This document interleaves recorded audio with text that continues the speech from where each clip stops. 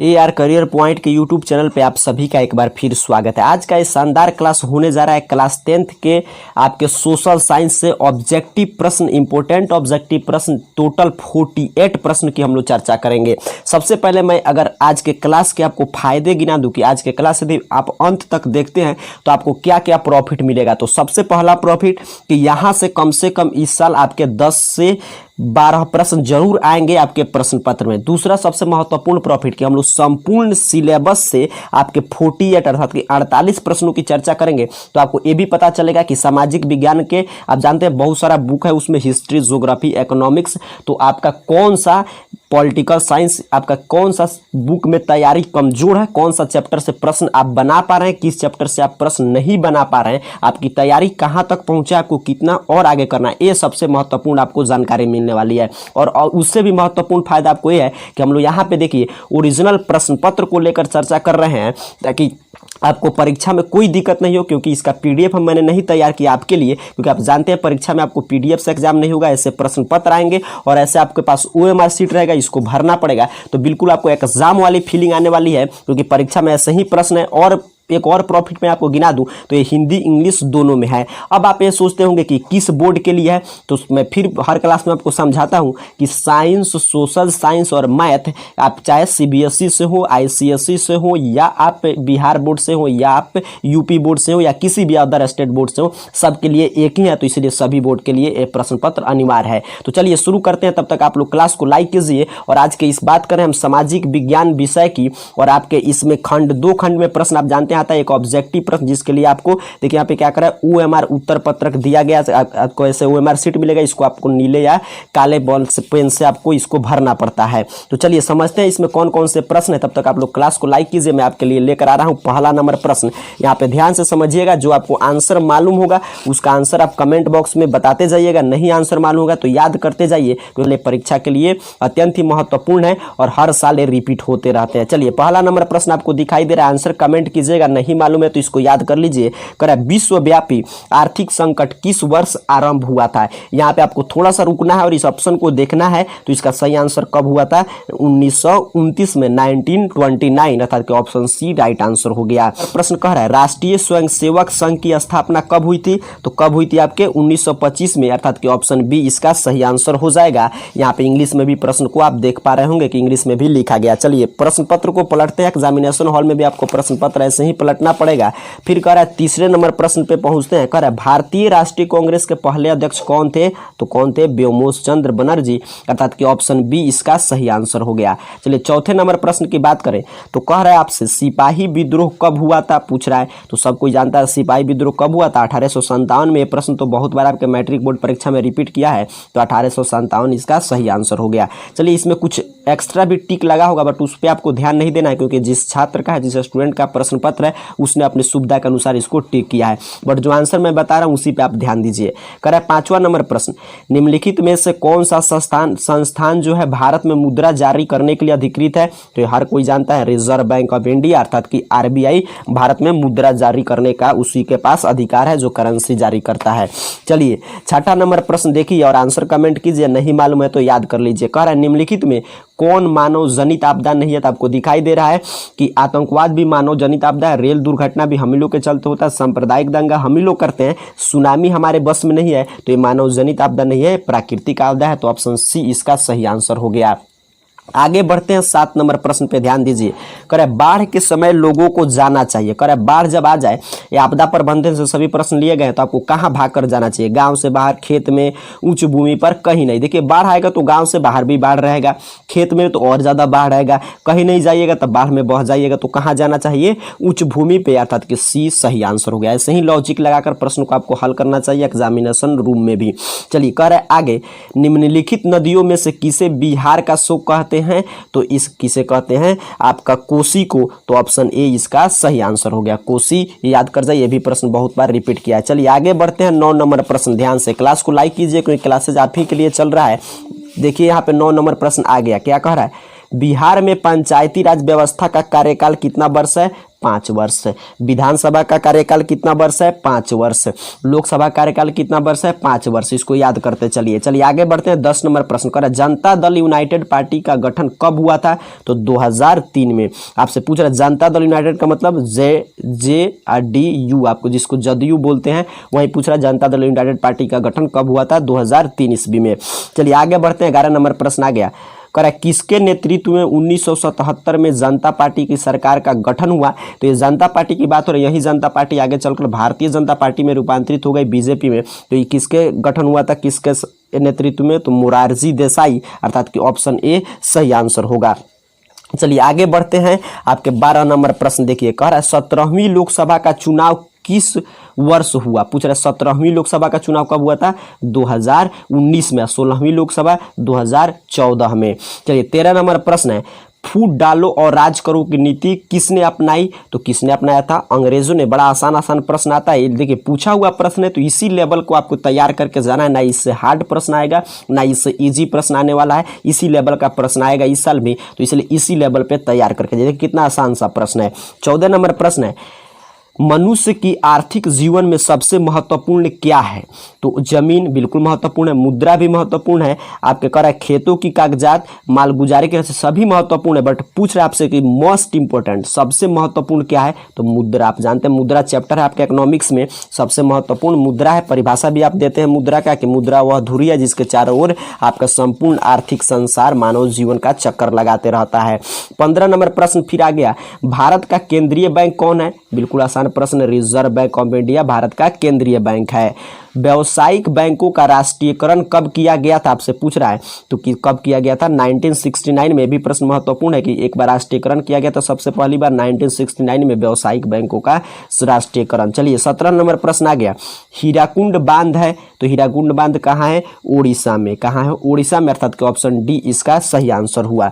चलिए आगे बढ़ते हैं। 18 नंबर प्रश्न का आंसर देने का प्रयास कीजिए, नहीं मालूम है तो याद करते चलिए। कह रहा सुंदरबन है, तो सुंदरबन पश्चिम बंगाल में, सब कोई जानता है, तो ऑप्शन बी इसका सही आंसर हो जाएगा, पश्चिम बंगाल। 19 नंबर प्रश्न है, एल्युमिनियम बनाने में किस खनिज का उपयोग होता है? तो किस, देखिए यहाँ पे टीन का, कि बॉक्साइट का, कि मैग्नीज का, कि लौह अयस्क का, तो आपके बॉक्साइट का उपयोग होता है, तो ऑप्शन बी इसका सही आंसर होगा। चलिए 20 नंबर प्रश्न है, द्वितीय पृथ्वी सम्मेलन कहाँ हुआ था? आपसे देखिए पूछ रहा है कि द्वितीय पृथ्वी सम्मेलन कहाँ हुआ था? तो द्वितीय पृथ्वी सम्मेलन जो है ना न्यूयॉर्क में हुआ था, ना पेरिस में, ना मॉस्को में, तो आंसर क्या हो जाएगा? इनमें से कोई नहीं। अब आपको ये प्रश्न मैं होमवर्क पे छोड़ूंगा, आपको बताना है कि द्वितीय पृथ्वी सम्मेलन कहाँ हुआ था। नीचे कमेंट बॉक्स में यदि आपको अभी मालूम होगा तभी भी आप आंसर बता सकते हैं। इसका आपके होमवर्क के तौर पे मैं दे रहा हूं प्रश्न। चलिए इसमें अभी 48 प्रश्न है, तो आगे भी 21, 22 सभी प्रश्नों की हम चर्चा करेंगे, लेकिन उसके पहले यहाँ पे रुकेंगे आपके लिए एक महत्वपूर्ण सूचना के साथ। डियर स्टूडेंट्स, यदि आप हमारे चैनल पर नए हो तो इसे सब्सक्राइब कर बेल आइकन प्रेस कर लें। हमारे इस चैनल पर क्लास 9, क्लास 10th की मैथ्स के chapter wise live classes, matric और 12वीं की बोर्ड परीक्षा के लिए सभी विषयों के chapter wise important objective questions और उनके PDF के साथ साथ और भी बहुत कुछ उपलब्ध है, वो भी बिल्कुल मुफ्त। अब आप बिना किसी कोचिंग ट्यूशन के भी बोर्ड परीक्षाओं की तैयारी घर बैठे आराम से कर सकते हैं। धन्यवाद। चलिए आगे बढ़ते हैं। किस नंबर प्रश्न आपको दिखाई दे रहा है? कह रहा है वियना कांग्रेस कब हुआ था? आपसे पूछ रहा है कि वियना कांग्रेस कब हुआ था? तो 1815, अर्थात कि ऑप्शन ए सही आंसर होगा इसका, 1815। तो आपको एग्जामिनेशन हॉल में ऐसे टिक नहीं करना है 1815, आपको मिलेगा ऐसा OMR शीट। आपको जाना है 21 नंबर प्रश्न, देखना है ध्यान से कि ए नंबर ऑप्शन ए गलती नहीं करना है। और 21 का ऐसे एग्जामिनेशन से पहले हम लोग इस OMR शीट को कैसे अच्छा से भरते हैं ताकि कोई त्रुटि ना हो, उस पर हम लोग एक स्पेशल क्लास आपके सामने लाने का प्रयास करेंगे। चलिए आगे बढ़ते हैं। 22 नंबर प्रश्न कह रहा है फ्रैंकफर्ट की संधि पर हस्ताक्षर कब हुई थी? आपसे पूछ रहा है फ्रैंकफर्ट की संधि पर हस्ताक्षर कब हुई थी? तो 1871 में, अर्थात कि ऑप्शन सी इसका राइट आंसर होगा। चलिए 23 नंबर प्रश्न देखिए, आगे आसान सा प्रश्न कह रहा है जो हमेशा लगभग मैट्रिक क्लास में एक साल की अंतराल के बाद पूछे जाते रहता है। कह रहा है कार्ल मार्क्स का जन्म कहाँ हुआ था? तो आप याद कर गए हैं, जानते हैं, हम लोग हर क्लास में चर्चा किए, क्योंकि हम लोग हिस्ट्री के लगभग सभी चैप्टर से ऑब्जेक्टिव प्रश्न पहले ही चर्चा कर चुके हैं। तो इसका क्या आंसर हो जाएगा? जर्मनी, अर्थात कि कहाँ हुआ था? जर्मनी के राइन प्रांत में। चलिए 24 नंबर प्रश्न की बात करें तो कह रहा है दास कैपिटल का प्रकाशन, दास कैपिटल किसने लिखा था? जल्दी से आप आंसर कमेंट में बता दीजिएगा कि दास कैपिटल किसने लिखा था। तो कार्ल मार्क्स ने लिखा था। तो दास कैपिटल का प्रकाशन किस वर्ष हुआ था? 1867 में। ये सी ऑप्शन देखिए सही है, इसका सी ऑप्शन। आगे बढ़ते हैं 25 नंबर प्रश्न कह रहा है निम्नलिखित में से कौन रबी फसल है? ऑप्शन आपको दिखाई दे रहा है, तो इसमें कौन रबी फसल है? गेहूं, अर्थात कि ऑप्शन सी जो बिल्कुल सही है इसका आंसर हो जाएगा। चलिए 26 नंबर प्रश्न की बात करें तो कह रहा है Tata iron and steel company की स्थापना कब हुई थी? आपसे पूछ रहा है। तो कब हुई थी? 1905 में, अर्थात कि ऑप्शन ए इसका सही है। चलिए प्रश्न पत्र को पलटते हैं और आगे बढ़ते हैं 27 नंबर प्रश्न में। आपको जो आंसर करना है वही एग्जामिनेशन हॉल में ये ध्यान रखना है कि वहां पे आपको आंसर कमेंट नहीं करना होता है, ना ही इसमें टिक लगाना होता है। हाँ, अपने सुविधा के लिए थोड़ा सा मार्क ऐसे कर सकते हैं ताकि घर पे आके मिला ले, आपको वो मार्क शीट पर ध्यान से भरना पड़ता है। चलिए 27 नंबर प्रश्न कह रहा है बिहार का सबसे बड़ा नगर कौन है? बिहार में आप जानते हैं एक ही महानगर है पटना, तो यही सबसे बड़ा नगर है, अर्थात कि ऑप्शन ए सही आंसर होगा। चलिए 28 नंबर प्रश्न देखिए, कह रहा है कुशेश्वर स्थान किस जिला में स्थित है? तो यह स्थान जो है दरभंगा जिला में स्थित है, तो ऑप्शन डी इसका सही आंसर हुआ। 29 नंबर प्रश्न कह रहा है, यहाँ पे ध्यान से समझिएगा, कह रहा है बहुजन समाज पार्टी के संस्थापक कौन थे? तो ये बहुजन समाज पार्टी आपके उत्तर प्रदेश के क्षेत्रीय पार्टी है, तो इसके संस्थापक कौन थे? आपके काशीराम, अर्थात कि ऑप्शन बी इसका सही आंसर है। आगे बढ़ते हैं 30 नंबर प्रश्न की चर्चा करते हैं। कह रहा है लोकतंत्र की उपलब्धियों में सबसे अधिक सहायक क्या है? तो सबसे अधिक सहायक क्या है? विकास। क्या सहायक है? विकास, अर्थात कि डेवलपमेंट। चलिए 31 नंबर प्रश्न है दल बदल कानून लागू होता है। दल बदल कानून किस में लागू होता है? तो सांसद और विधायकों के लिए बनाया गया था दल बदल कानून राजीव गांधी के सरकार के समय। चलिए आगे बढ़ते हैं 32 नंबर प्रश्न। कह रहा है निम्नलिखित में कौन बीमारू राज्य है? तो आप जानते हैं कौन बीमारू राज्य है, अभी भी बिहार बीमारू राज्य है, तो इसलिए ऑप्शन डी सही आंसर हो जाएगा। ऑप्शन के अनुसार आपको इसको अब कलर करना होगा। चलिए आगे बढ़ते हैं 33 नंबर प्रश्न। ध्यान दीजिए 33 नंबर प्रश्न, आंसर मालूम हो तो कमेंट कीजिए, नहीं मालूम है तो याद करते चलिए। कह रहा है विश्व व्यापार संगठन का मुख्यालय कहाँ है? तो जेनेवा में। कहाँ है? जेनेवा में। चलिए आगे बढ़ते हैं 34 नंबर प्रश्न। विश्व व्यापार संगठन अर्थात कि WTO की स्थापना कब हुई? यहाँ पे देखिए क्या पूछा है कि मुख्यालय कहाँ है? तो जिनेवा में। यहाँ पे पूछ रहा है स्थापना कब हुई थी? तो 1995 में, अर्थात कि ऑप्शन सी इसका सही आंसर होगा। चलिए आगे बढ़ते हैं और आपके सामने रखते हैं 35 नंबर प्रश्न का आंसर देने का प्रयास कीजिए। कह रहा है भारत में मानव अधिकार सुरक्षा अधिनियम कब पारित हुआ था? तो 1993 में। ऑप्शन देख लीजिए कब हुआ था? 1993 में। ऑप्शन बी इसका सही होगा। चलिए आगे बढ़ते हैं 36 नंबर प्रश्न। कह रहा है बिहार संपन्न है। बिहार किस चीज में संपन्न है? आप जानते हैं उद्योग बिहार में नहीं है, ना ही कोई खनिज संसाधन है। जो भी खनिज वाला क्षेत्र था झारखंड उसको लेकर अलग हो गया है। पशुपालन में भी नहीं, किसमें? कृषि में, अर्थात कि ऑप्शन सी इसका सही आंसर होगा। 37 नंबर प्रश्न कह रहा है वाष्प चलित रेल इंजन का आविष्कार किसने किया था? हर कोई जानता है जेम्स वाट, अर्थात कि ऑप्शन बी सही है। जेम्स वाट ऑप्शन बी पे है, तो आपको 37 नंबर प्रश्न के ऑप्शन बी को कलर करना पड़ेगा।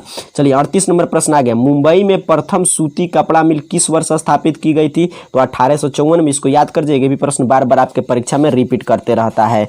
चलिए आगे बढ़ते हैं 39 नंबर प्रश्न पे ध्यान दीजिएगा। जो भी बच्चे अभी तक क्लास को लाइक नहीं किए, क्लास को लाइक जरूर कर लीजिए। चैनल पर नए हो तो सब्सक्राइब कर लीजिए, क्योंकि आप ही के लिए क्लासेस जारी है यहाँ पे क्लास 10th के लिए। कर बोल्शेविक क्रांति कब हुई थी? तो बोल्शेविक क्रांति नवंबर 1917 में हुई थी, अर्थात कि ऑप्शन बी इसका सही आंसर होगा। 40 नंबर प्रश्न कह रहा है मार्टिन लूथर कौन थे? तो मार्टिन लूथर समाज सुधारक थे, आप जानते हैं, तो ऑप्शन डी इसका सही आंसर। देखिए दार्शनिक थे, पूछ रहा राजनीतिज्ञ थे, धर्म सुधारक थे, तो कौन थे? वो समाज सुधारक थे, अर्थात कि सोशल रिफॉर्मर थे। चलिए 41 नंबर प्रश्न है 15वीं लोकसभा में, आपसे पूछ रहा है 15वीं लोकसभा में महिलाओं की कितनी भागीदारी थी? तो भागीदारी थी 10.86%। चलिए 42 नंबर प्रश्न ध्यान से समझिए। 42 नंबर प्रश्न क्या कह रहा है निम्नलिखित में कौन केंद्र शासित प्रदेश है? तो कौन केंद्र शासित प्रदेश है? चंडीगढ़, ऑप्शन सी सही आंसर होगा। चलिए चंडीगढ़ इस केंद्र शासित प्रदेश है। अच्छा एक प्रश्न यहाँ पे भी मैं आपके लिए होमवर्क के लिए फिर छोड़ दे रहा हूँ कि आप बताइएगा कि वर्तमान में, अर्थात कि अभी जब हम लोग ये क्लासेस की चर्चा कर रहे हैं, तो अभी जो है भारत में कितने राज्य हैं, कितने केंद्र शासित प्रदेश है? आपका काम है नीचे कमेंट बॉक्स में बताना जब क्लास खत्म होगा तब, कि इसका कितने आपके राज्य हैं इस समय और कितने केंद्र शासित प्रदेश हैं। चलिए 43 नंबर प्रश्न है बांग्लादेश कब स्वतंत्र हुआ? आपसे पूछ रहा है, तो 1971 में स्वतंत्र हुआ, तो ऑप्शन सी इसका सही आंसर होगा। 44 नंबर प्रश्न कह रहा है पटना नगर निगम के प्रधान को क्या कहा जाता है? तो महापौर। क्या कहा जाता है? महापौर। वहां पे चुनाव भी होता है महापौर का, तो यहीं सही आंसर होगा। चलिए आगे बढ़ते हैं। 45 नंबर प्रश्न आ गया, कह रहा है तारापुर परमाणु ऊर्जा केंद्र कहाँ पे है, आपसे पूछ रहा है। तो ये महाराष्ट्र में है। कहाँ पे है? महाराष्ट्र में है। तो इसलिए ऑप्शन डी इसका सही आंसर हुआ।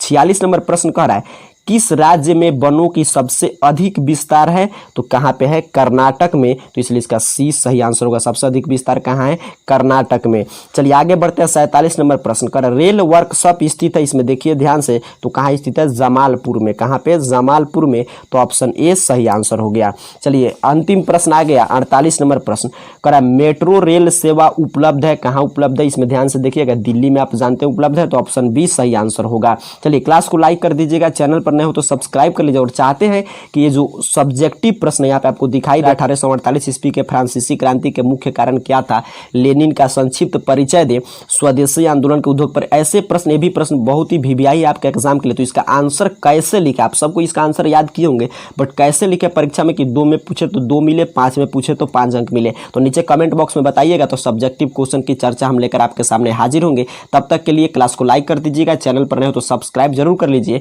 फिर मिलेंगे जैसा आप कमेंट कीजिएगा उस क्लास के साथ। आप सभी को बहुत बहुत धन्यवाद।